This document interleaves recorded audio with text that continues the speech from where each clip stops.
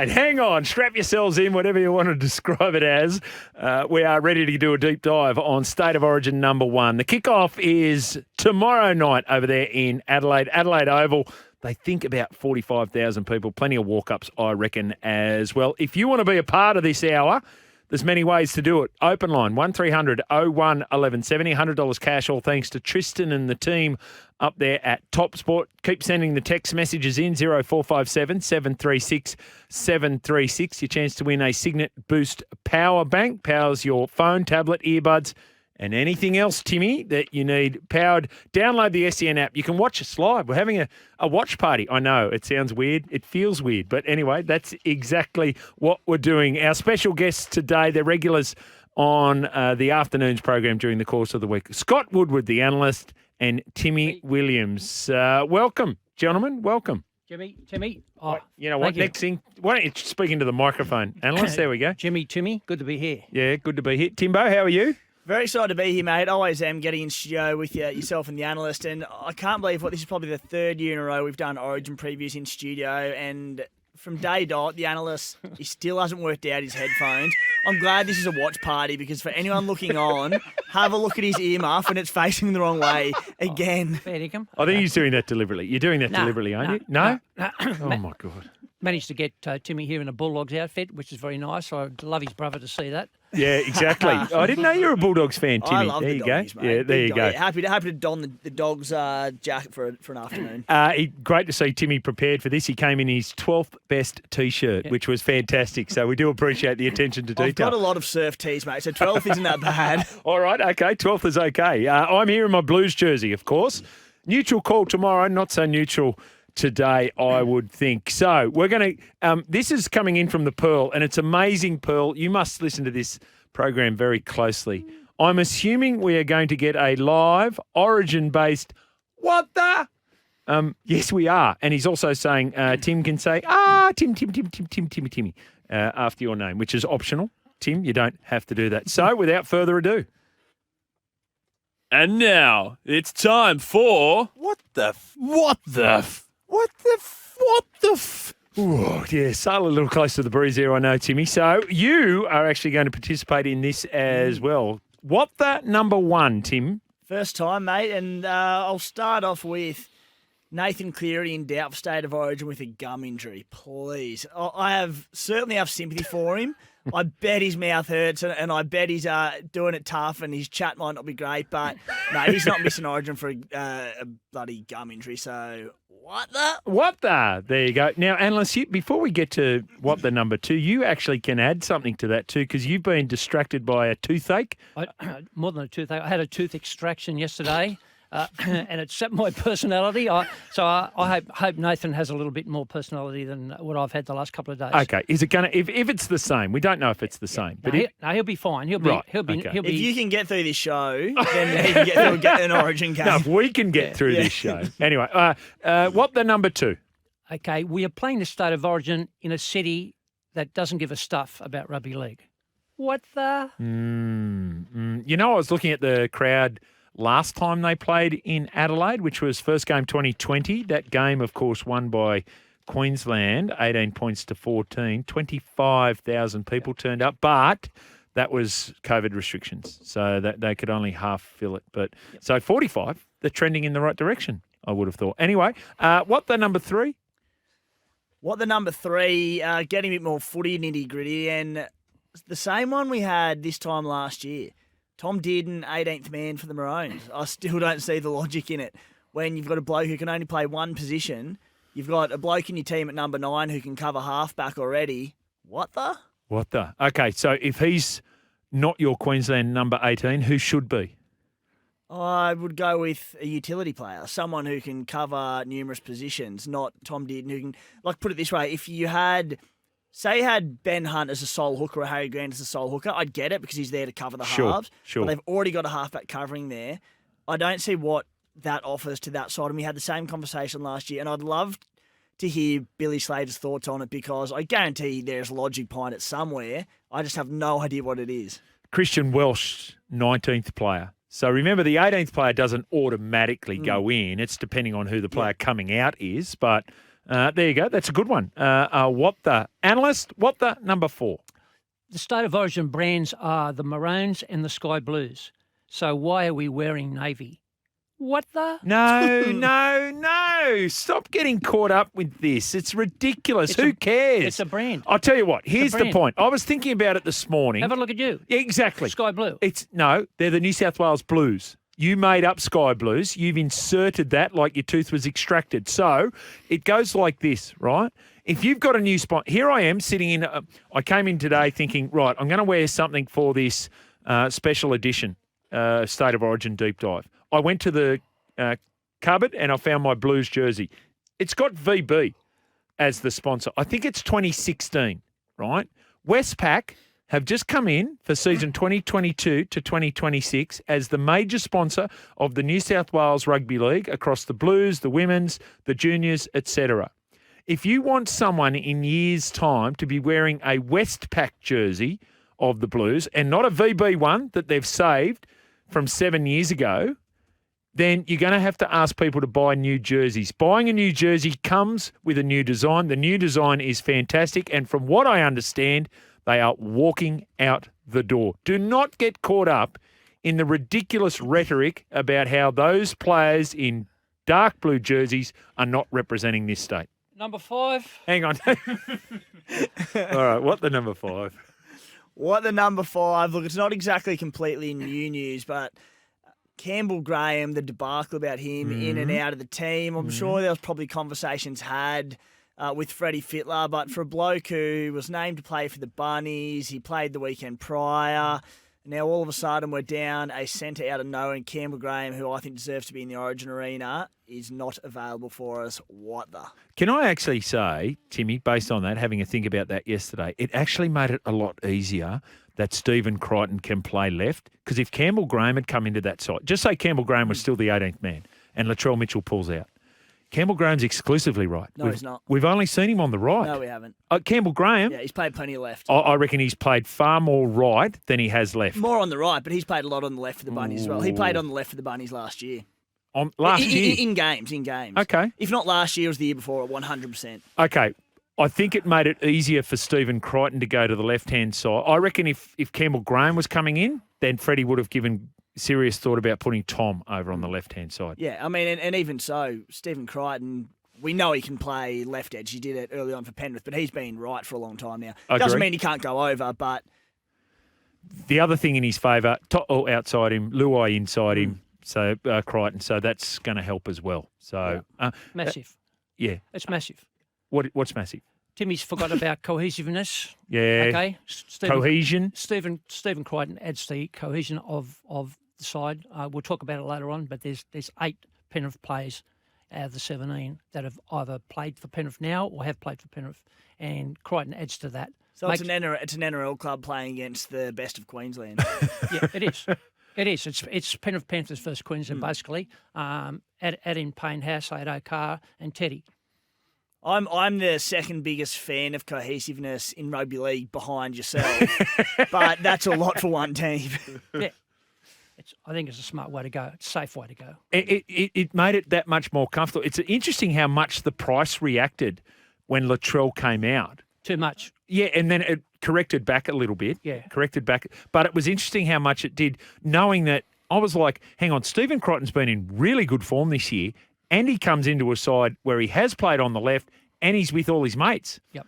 I didn't see the move being so significant. No. All right, what the number 6? Okay, number 6. Look, there's a lot of data on State of Origin. There's 2 things that really stood out to me. This is one. 19 of the last 20 Origin series have been decided by a 2-1 margin, and the last 12 Origin series have been decided by a 2-1 margin. Ooh. Okay, so that's 95%, and there's only 4 options. So that means that 2 of the options only take up 5% of the marketplace. So that being 3-0, yeah, and 1-1 draw.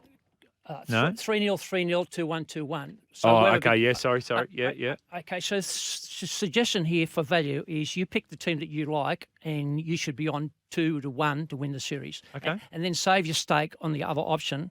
So you're taking up 95% of the probability factor over the last 20 years. So that's value based on the current market. Oh, very good. We like that. We like that. Let's just get into that.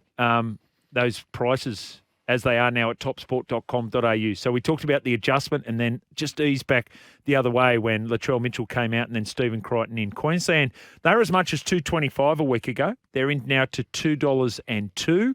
New South Wales out from $1.65 to $1.81. The line is 1.5. The overs and unders, it keeps tightening up.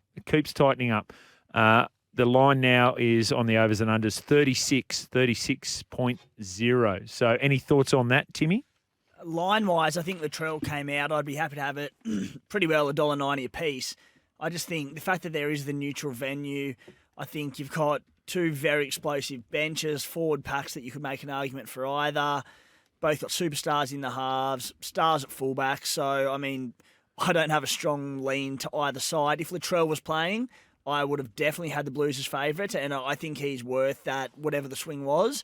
But yeah, I think they're pretty close to it. Okay. Yeah, look, two of the last 19 Origins have been decided by 10 points or more. So what I'm saying is, game one in an Origin series almost always is decided by 10 points or under. So whoever's going to win from a probability factor will not be winning by very far. It won't be a blowout. I had a look at that because my best bet option is exactly around that. Yep. And so I had a look at the last, down to 2016. So the only outlier to this where more than 34 points have been scored or the margin has been greater than 10, we've only got two games. Game 1 of 2017, New South Wales went to Suncorp Stadium and won 28 points to 4. They then went on to lose the series. And then game 1 of 2021, which was played at Townsville, is a bit of an outlier because of the way the game was refereed at the time. But New South Wales, with Latrell and Tommy T in the centres, absolutely blew Queensland apart 50 points to 6. But beyond that, low scoring, tight games. And Adelaide, we mentioned that game at Adelaide, game 1 2020, New South Wales 14, Queensland 18. So that's where it sits at that one. What about some of the other things that have been mentioned over the course of today? Not sure if you're across the news, but Hamiso Tabuai-Fidow has been moved from the right side to the left side by Billy Slater. Valentine Holmes switching over. What did you make of that, Timmy? So Val's gone to the right side. Correct. I think that's directly to do with Latrell Mitchell being pulled, isn't it? I think, so originally it would have been Val Holmes put on the right to defend on Latrell Mitchell. I think when Latrell Mitchell was pulled, Val Holmes plays left at Clubland, so I reckon he's gone back to the left. No, they're saying that originally Val was on the left. They're saying now Hamiso is going to go over to the left and mark Tom Trbojevic. Okay. And that Valentine Holmes is going to the right to go on Stephen Crichton. That is the now that might change, but that is the latest we had out of the Queensland side. Because we've heard mixed things. Because apparently they play have an opposed session with Ipswich, was it, during the week, and Ipswich put a number on that edge with, and I thought that was Val on the right, but it chops and changes. I mean, look, they're probably looking at what happened in when was it? 2021 Game 3 when Hammer came in and did a job on Tom Trbojevic. So that is the right, yeah. So we're looking at Daly Cherry Evans, or on that right side again, we've got Tom Gilbert, Daly Cherry Evans, Valentine Holmes, Selwyn Cobbo on the side that Stephen Crichton will be on. Yeah, and Hammer on Tommy Trbojevic. Yeah. So I think they're probably looking at what Hammer did to Trbojevic in that. I know it was only one game a few years back, but as I said, that's probably the philosophy, wouldn't it be? Ipswich Jets put a couple of tries on. They haven't won a game. They haven't won a game. The Ipswich Jets, or whoever it was, the Q Cup side, that did a number on the right defensive edge of Queensland, and it had DCE absolutely blowing up. Yes, that's the story. And interesting around DCE, like you've spoken a lot about what happens around that right edge for Manly defensively. What did you make of that, or what do you make of that, Analyst? Centres switching sides. Yeah, it makes no impact on the ratings. Both the forwards and the backs, whichever side they are, has no impact whatsoever. And let me say, the ratings have improved. There's been a lot of commentary, a lot of people blowing up about Gagai not being selected. So I just want to compliment both camps for the selections of both the Blues and the Maroons. I think they've both done an outstanding job, both camps. I think both teams are enhanced on last year. Now, to the point of Gagai, let me just point something out that Billy would have looked at. In 221, he missed 22 tackles. Last year, 222, he missed 19 tackles. That's horrendous. In game 1 last year, he missed 9 tackles. Game 2, he missed 8 tackles. I mean, can you blame him for dropping him? I would have. Yeah. And his form for Newcastle was... It's similar. Yeah, Yep. exactly. Yep. Exactly. And watching him closely on the weekend, you just knew he wanted a big game. It didn't come. Yeah, he's been a great player for Queensland. No doubt. But right at the moment, couldn't tackle a wheat bit. I will say, I do think with Val being on that right edge, if you look at that edge being DCE, Tommy Gilbert, if it was going to be Hamisa Tabuai-Fidow and Selwyn Cobbo, pretty brittle little edge there, I think. So I think Val's been put over there to shore up the right edge defensively. Right. So it's not about and that's so. Here's the quote from Hamiso talking about how much confidence that Billy Slater. No, I'm not nervous with Billy bringing me into the team. That's given me a massive confidence boost. So Billy's walked up to Hamiso and sold him on. I want you to mark Tommy and shut him down, as opposed to, oh God, we're worried about out there on the right. We're going to put Val there. You know, that's just the way you sell it to them. Yeah. Speaking of selling, Mr. Quintessential says, Jimmy, lucky you're not the marketing manager of my business because you would be sacked. The exact reason you keep the same coloured jersey is because sponsors do change. Hence, a same jersey delivers brand recognition to the consumer, says Mr. Quintessential. Well, here's the thing. You offered me the marketing manager's job in your business. I wouldn't accept it, Mr. Quintessential. And get stuff. Anyway, 1300 01 1170. Keep those text messages coming in as well. 0457 736 736. Special edition State of Origin deep dive today. Download the SEN app. You can watch us live. I know. Timmy Williams, Scotty Woodward. We'll take a break and then we're back with more. Anyway, exactly. Jimmy, Wiley old dog again. I've got to agree with your partner in there. That's you, Timmy. You beauty. Campbell Graham is so much more effective on the left, and I guarantee Alex Johnson would have scored half a dozen more tries if he was on the left instead of the right, as good as Isaiah Tass is going, says Wiley Old Dog. Yeah, well, I mean, either way, Isaiah Tass or Campbell Graham, they're both blokes who don't love passing the ball as such. They're big, strong ball runners, but yeah, I think he's just as effective on the left as the right. Just tuned into the watch party. Wow, some good heads for radio. LOL, Western Sydney Eagle. Yeah, so that's what we're asking you to do. Download the SEN app. You can click on SEN TV. You'll be able to watch us live as we go through State of Origin 1. All right, I want to ask you guys, dummy half is such a key position. No one will touch the ball more than the dummy half for both these teams, right? Queensland are really well served by Ben Hunt and Harry Grant. When does Harry Grant come into this game? And conversely, for New South Wales, I've heard 3 different options that are there to cover for Api Coruscant. How do you think that will play out, Timmy? Yeah, well, firstly speaking with the Grant-Hunt combination, last year's games, for reference, Grant games 1 and 3 played 43 minutes, 48 in game 2. Benny Hunt in those games 1 and 3 played 37 and 37. He played 68 in game 2, being sort of the anomaly of those 3. I think we get pretty similar this year. Benny Hunt plays that first sort of, 25 to 30 minutes. Grant comes on the back end of the first half. He'll probably go his 40 minutes straight. Ben Hunt comes on for the last 10, 15. Do you agree with that tactic, Analyst? No. Look, Harry's one of the fittest guys I've ever seen, and he can play 80 minutes on his head. As Craig Bellamy said, I agree with Craig. No one would know better than Craig. Sure. I think it's a waste of an interchange. So if you were selecting the Queensland side there, knowing you've got Harry Grant, I think we all agree Harry Grant's the best dummy half in the league, right? So you're saying, well, leave him there for 80 minutes, and Ben Hunt is out of your 17? Yeah. I wouldn't have Ben Hunt. As a matter of fact, I think this will be his last series, and I think next year you'll have Ponga at 14 or Ponga at 1 and Reece Walsh at 14. Right, okay, because that was my next question. Who goes in there? And Ponga feels like he's done it before. Yep. It feels like that's a good fit for that number 14 jersey for Queensland, everything else being equal. All right, Timmy, explain to me what New South... Of all the things, and I mean, Latrell being out of the side is a negative, quite obviously. But of all the things that I'm most concerned about for New South Wales is how do they work out? Michael Maguire on this program last week talked about the craft of dummy half play. Who's going to do it for 20 minutes for New South Wales? Well, look, I'd be relatively surprised if Freddie wasn't going into this game hoping and expecting Api Coruscant to go 80 minutes. Really? Well, you're bringing, from training the other day, a few little birdies down there saying Nico Hines was the one slotting in and playing, spending a bit of time there. So I don't know if that was more coverage more than anything, but I just think it's pretty bold to be putting someone like Nico Hines, who spent next to no time at number 9 in his entire career, a very different position, a position where, Queensland have got the two-pronged attack at it, and it'll be so key for them in this game, as it has been in the past for them.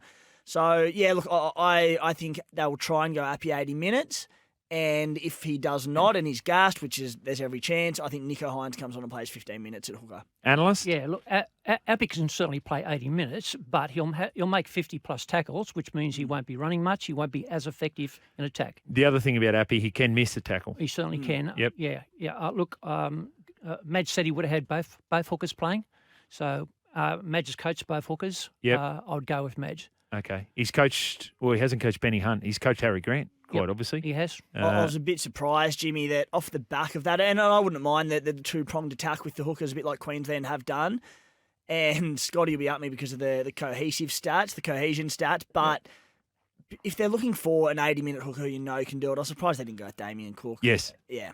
And his form this year's been really good. Yep. And so that might lead us to the next question, and that is, what style of footy do you think Freddie and New South Wales want to play? Because I reckon with Damien Cook you play a particular style, and I reckon with Appy Coruscant it's a very different style. What are you anticipating? Well, it's interesting. I thought personally Cook would have, talk about time spent with players around them. Obviously, Appy's had more time with Isaiah Yeo, Luai, Cleary. I fully get that, and having the link in the spine. It makes sense. And I'm not against the Appy selection by any means. I just thought if they were going the sole hooker, maybe Cook was the smarter choice. Style-wise, I know that year was certainly an anomaly of a year in the rules and the fast-flowing game, and the 6 agains, and it was pretty crazy. However, I do think that's got to be our blueprint again. We've got Tommy Turbo back now. It's a shame having no Latrell, but I don't think it changes too much in terms of style. I think the Blues play very expansively again. I think they'll use the ball from their own half, those big, wide spreads. And I think the selection of Josh Adokar over someone like Cameron Graham, who was the winger for the Kangaroos in a World Cup win and was terrific, can obviously cover centre really well as well, shows that. Because back in that series, it's big wide shifts, get the Fox an inch of space, and he's gone and away. So I think you see the Blues use a lot of early ball, put the Maroons going side to side, tire them out, and just try and blow them off the park. You know my concern around that the first game that they did it superbly. They did it the second game as well, not as convincing on the scoreboard, but just as dominant, just about. They were dry Queensland tracks. So Townsville lent itself to ball movement. Suncorp lends itself to ball movement. I don't know what Adelaide's like, but certainly a core stadium wouldn't lend itself to They've done that. it before. Was it the game? Was it over in Perth or was it Adelaide where Tommy Turbo and Teddy caused right and it was in the rain? Perth.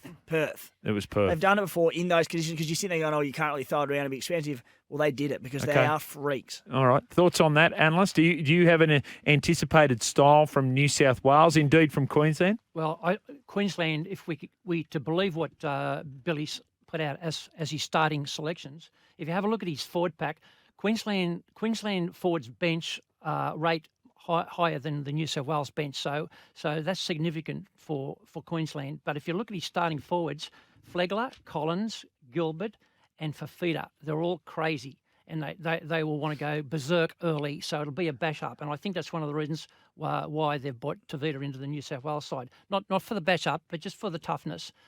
So I think Billy's made it very clear that he wants to really get into the New South Wales guys early. It'll be a massive forward battle early, and then he brings on Tino and he brings on Ruben and guys like that. And not to mention Harry at the dummy half. I was going to say, I'll see your Flegler, Collins, Fafita and Gilbert and match you with a Pangai Jr., Young, Barlow and Liam Martin. There's a bit of mad in there, notwithstanding Tino Fasua Malaawi as well. All right, we've got to get ourselves to the news. After the news, we're going to talk cohesion. That's right, cohesion, ladies and gentlemen. And then actually, before we do that, I'll get you guys to answer this question. Could you put Cam Murray at hooker for the first 15 and 20 and then bring in Appy, asks 917? Yeah, I actually initially thought he would have been the go-to option to spell Appy for a period if he needed it. I thought he was a more logical one. I mean, clearly you want Cam Murray playing through the middle and running onto the ball, not playing at a dummy half. But if you've opted with a player who potentially won't be able to go the 80, I thought he would have made more sense. But it does sound like Nico's the one who'll slot in there if required. Yeah, Cam Murray also trained at dummy half, and Luai is Luai is an ex-hooker in junior footy, so they've got a lot of options. 20s, hey? The year Penrith dominated 20s. Yep. He played a fair bit of 9. Thank you, Amy. Special SEN watch party for State of Origin 1. We've got the analyst, Scotty Woodward, in. Tim Williams from scplaybook.com.au. Quickly, how'd you go over the course of the weekend with your super coach? Good weekend, mate. 953 odd, so a few more green rises up to, I think, 2,600 overall. So getting there. 26. Wow. What about you, analyst? 872, disappointing. Okay, Yeah. Microphone's over there. Oh, sorry, mate. Thank Yeah. you. Yep. Yes. Not as, my captain let me down. Okay. Who was your captain? Yeah, let's move on. Okay, all right. Okay. Afternoon, Jimmy. How do I get the SEN commentary and the TV to sync up tomorrow night? Because okay. Worst time of the... Okay, all right. Thank you. Dirty Eel. I'll tell you what we'll do. As the ball is kicked off in the first half, Dirty Eel, you pause your stream, have the radio going, and that's when you'll get us. How about that? That might be the best way to go about it. Now, this coming in too... G'day, Jimmy and team. Big call from the Brookvale Turnstile to criticise the right side defence of Queensland. This is coming in from the Tathra Eagle too. That's my area. Hope he brings that concern to his own defence when he returns to the might of Manly. Thanks, Tathra Eagle. So, Mate, I'm a Cooma Stallion, so grew up playing against the mighty Tathra Seagulls. I was actually there at Easter. okay. One of the great parts of the world. So we want less comment about where you're from, Tim, and more comment about his comments on DCE and his defence. Yeah, well, look, defensively on that edge, I love it as a Blues fan because DCE, he defends quite tight. What people, I think, miss about DCE a little bit, and we've spoken about it on this program in the past, to his credit, he's been a little bit better this season, but his defence doesn't get critiqued to all that often because he doesn't miss tackles.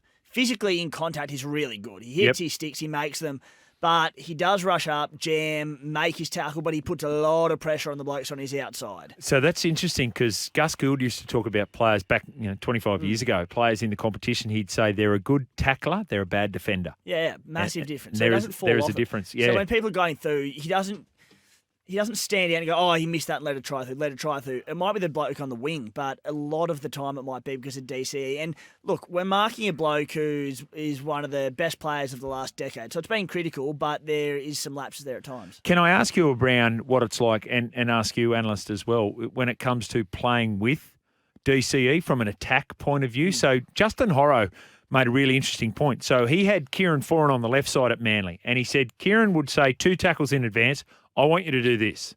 And he'd either use him up or go out the back or do whatever.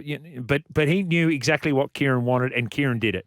He said then he was shifted to the other side, and he had to work with DCE. And he said it was so difficult because he didn't, like DCE would change and do things differently and not follow the script, and which is all well and good, but it makes it really hard for those people who are timing runs and looking to run into gaps and which ones to run into. And when you think about it from the point of view of Tom Trbojevic and what he's doing at Manly, you go, right, well, there is no Kieran Foran on the left-hand side now, and you've got DCE on the other side. So the person who's most impacted by that would be a sweeping fullback, I would think. For sure, and to touch on that, and probably more without digressing from Origin too much, but the impact of Kieran Foran and how good a footballer that bloke is. I don't have the exact numbers in front of me, but I had a look into it about 2 or 3 weeks ago. And Manly's right edge last year were conceding something like 50 to 55% of the tries. The left edge was only about 20%, the rest through the middle. That has completely flipped this season. Wow. And if you go up to the Gold Coast Titans, same thing. Last year, the left edge was conceding something like 50% and the right edge around about 20. That just flipped now that the left edge is about 20, all around Kieran Foran. How much of David Fafita's match fee should he give to Kieran Foran? At least 30%. You know what I mean? Like that's it. I do look up here, cohesiveness meaning the quality of sticking together of or causing things to stick together. The word does exist, analyst. Please talk us through your cohesion stats that you have on both teams. And that's the big advantage for New South Wales. We've already pointed out it's basically Penrith versus Queensland. They've got eight players. We'll just go through them that are either play for Penrith now or have played for Penrith. Obviously, Brian Tahu, which is the number 1 winger in the game. I think when he retires, no winger would have recorded more metres than him, and he's got a long way to go, but he's certainly on track for that. Stephen Crichton, obviously currently playing at Penrith. Jerome Luhai, Nathan Cleary, the 6 and 7 who have been in the last 3 grand finals and won the last 2. Yep. Appy was also the hooker in the grand final. Tavita Pangai played 2 years ago. If he didn't, they wouldn't have got in the grand final, in my opinion. The try that he scored against the Melbourne Storm. Isaiah Yeo, the number 1 rated lock forward in the world. And obviously Liam Martin, who I expect will play in the middle tomorrow night. So that's 8 players out of the starting 17. Quite amazing. That's their cohesive advantage. Now, Jimmy, just on Queensland, and this is where I think New South Wales will capitalise the back line. Reece Walsh on debut. Selwyn Cobbo, 4 games. Valentine Holmes has had 13 games. Murray Talagi, 1 game. Who am I missing? Hamaso Tabuai-Fido, 1 game. 1 game, yeah. Yep. So you can see what I'm talking about. So they haven't had a lot of experience. They're very young. There's and the other thing, the big thing here is Reece Walsh has never played with his spine before. So he won't know what Munster's going to do. He won't know what he's never done it before. It'll be guessing. So it'll have to be a lot of individual stuff to get Queensland home. The argument to that is that Origin games aren't like that. I mean, defensively, yes, you've got to have a connection with the players around you, but Origin games are get the ball, get it out of trouble. Invariably, and this goes back to your point about style of game from New South Wales. Invariably, there's not too many shifts. It's basically just working off your own line. You work within this incredible, 60 metre by 60 metre, and that's where all the work gets done. So the argument to that is, well, how often is Valentine Holmes going to be passing to Selwyn Cobbo with an attacking opportunity? It'll be really intriguing, won't it? And Reece Walsh, he's the really intriguing, because we know how much of a freak Cameron Munster is, but because he does jump around and bust tackles and crabs cross field, a lot of Reece Walsh's play and why he's been so successful this year, he flies out the back of just that sweeping backline block movement that we see all the time in rugby league. And he's so fast, he times his run so well that the 3-on-3 becomes a 3-on-2 like that. Yep. But running that line off Cam Munster, it's a weird thing to do because he does jump all over the place, and that's where cohesion that Scotty talks about comes into it, because he won't know the timing off Cam Munster or Dalic Evans. It is very difficult, whereas Teddy with his halves has been there and done it time and time again. So that's and he and Teddy play a different style of game too in many Very ways, different. Reece Walsh. So the other way to think about it too is that if you're thinking about that with Cameron Munster, we just spoke about that with Daly Cherry Evans. So that consistency that he gets from Adam Reynolds at the Broncos is not there in this game. Would you guys, you gave a rap to the selectors previously. Yep. Do you think they did the right thing with putting Reece Walsh in there, all things being equal with Kalen Ponga? Just quickly, I do think on the right edge with DC, Walsh, he'll play a similar enough role to Adam Reynolds on that right edge where Walsh has been so dominant this season. So I think the right edge will be okay. The left edge there with the uncertainty of sure it might be a little bit hard sweeping off Cam Munster, but because he does create this broken field play, well, he'll be there the second he gets a gap, boom, he's gone. I absolutely would have gone Kalen Ponga, mate. Wow. I get the concussion risk, and people say, he's only played a handful of games in 12 months, but the ones I remember, the two games, was it in Origin last year, where Kalen Ponga was almost man of the series in a couple of games and single-handedly destroyed us. Yes. He played a couple of games back. He destroyed, might have been the Titans or someone the other week. As a New South Wales Blues fan, I'm very glad Kalen Ponga's not there. Yes, I would have absolutely had Ponga at fullback, but I would have had Reece Walsh at 14 just in case.